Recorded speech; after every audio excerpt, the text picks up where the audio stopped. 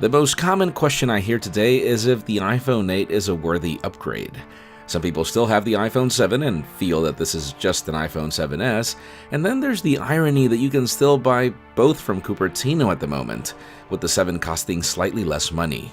It's only fair for us to put them head to head on a comparison to see just how similar they really are. I'm Jaime Rivera with Pocket Now, and this is iPhone 8 versus iPhone 7, brought to you by D-Brand.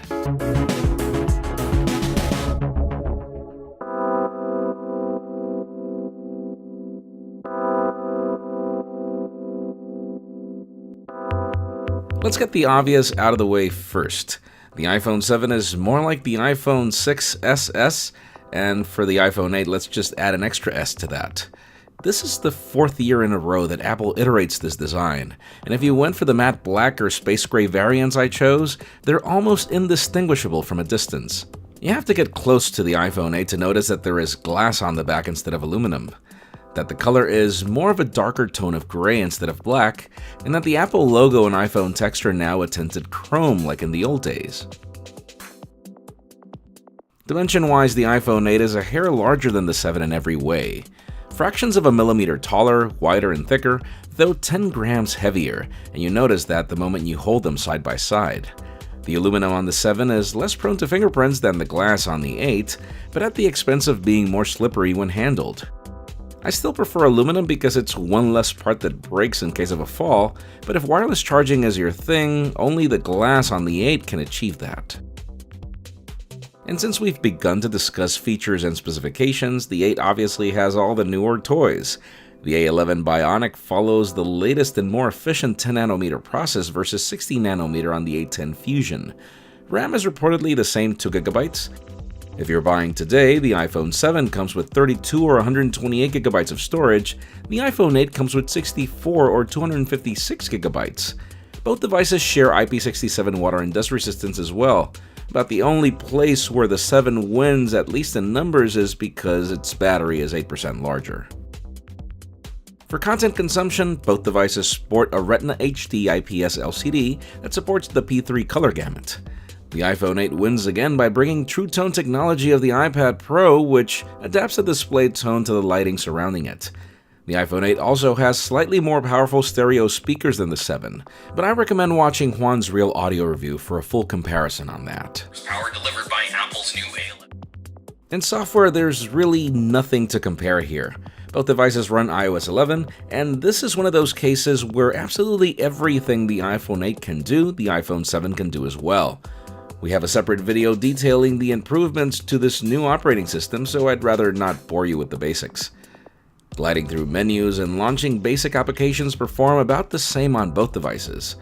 I notice speedier performance in hardcore stuff like restoring the iPhone 8 from a backup, but that's just about it. Even for things like gameplay, the iPhone 7 is no slouch when compared to Apple's latest and greatest. Where I have noticed a significant difference is in battery life. The 10nm process on the A11 is clearly a more efficient chip even when running on a slightly smaller battery. The iPhone 8 has been the first ever regular-sized iPhone that I've been able to use for a full day without the need to top up by 4 p.m. And listen, I said the only one. The iPhone 7 and even the 7 Plus have proven to be disappointments in this department, as you'll notice on our After the Buzz videos. And then where I haven't really noticed significant differences is in the camera. I highly suggest you watch Juan's Real Camera review. He actually focuses this video more on making it a comparison between the iPhone 8 Plus and the iPhone 7 Plus, and the differences are negligible. For all that Apple mentioned that it had refreshed the sensors, that's really not visible here. Don't get me wrong though, this is not a bad thing. This just means that both the 8 and the 7 are great at photography. Video recording is where things are different, but not when you record a regular video. It's when you tax the iPhone 8 to its maximum capabilities, like being able to record 4K at 60 frames per second, or being able to record slow-motion video at 1080p at 240 frames per second. Things that the iPhone 7 can't do, and not even the camera that I'm using to film this comparison either.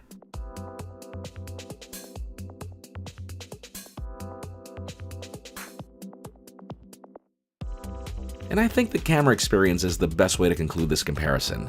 Those of you looking for major differences between the iPhone 7 and the iPhone 8 might be disappointed that there aren't. That's what the iPhone X is for. And if you're wondering why the iPhone 8 exists, that's because I know a significant amount of people that like the iPhone as it is. They want the latest and greatest iPhone, but they don't want to lose Touch ID, or even the rest of the experience that they're used to. If you already have the iPhone 7, upgrading doesn't really make sense.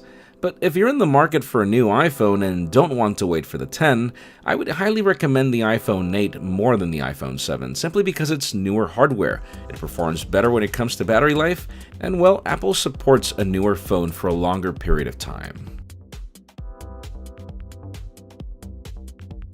And regardless of what you choose, fingerprints and smudges are always going to be a given. The brand skins will eliminate those fingerprints and add some grip to your upcoming iPhone 8, or any iPhone for that matter. Check out dbrand.com/iPhone or visit the link in the description below to customize yours.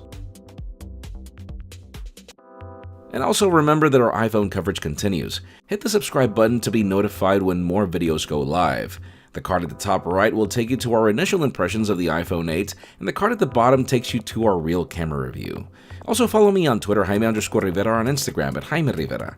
Please give this video a thumbs up if you like what you saw. I am Jaime Rivera. Thanks so much for watching. We'll see you on the next one.